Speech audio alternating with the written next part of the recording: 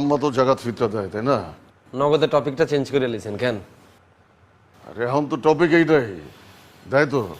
তো দিতে নকিলে এত না সামর্থ্য আছে না জাকাত ফেতরা দেওয়ার মতো? তাই তো, তাহলে খালাম্মারে কয়ে আমার কিছু জাকাত ফিতরার ব্যবস্থা করে দিচ্ছে। আমনেরে? হ্যাঁ। আমনেরে কিলে জাকাত দিব?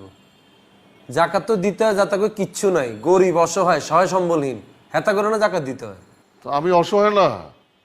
আমার আপন কেউ আছে তোরা ছাড়া? আমি তো এখানে থাকি, খাই দাই, আর সামান্য কিছু টাকা পয়সা আছে, ওগুলো দিয়ে চলে যায় কোনো রকমে।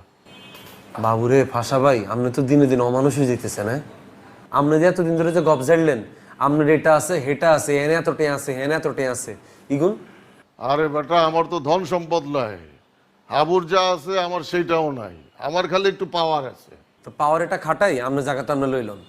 আই আর আম্মারে জীবনে আপনার কথা কই জাকাত লইতে মারতাম না। পাশা হারাম খায় না, জানোস না?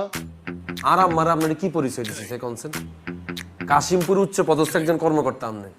অনাই আম্মারা যদি যাই কই আম্মা হেতা জাকাত লাগবো, আম্মা কি মনে করবো? আরে টাকা পয়সার লেগে একটু ছোট হওয়া যায়। এর পাশা ভাই আল্লাহর রাস্তে এগুলো একখানা ছাড়ি দেন। রোজা রমজান মাস আসছে, নিজের একখানা চেঞ্জ করেন। আজান দিছে, আইয়েন আসরের নামাজটা পড়িয়া নেই।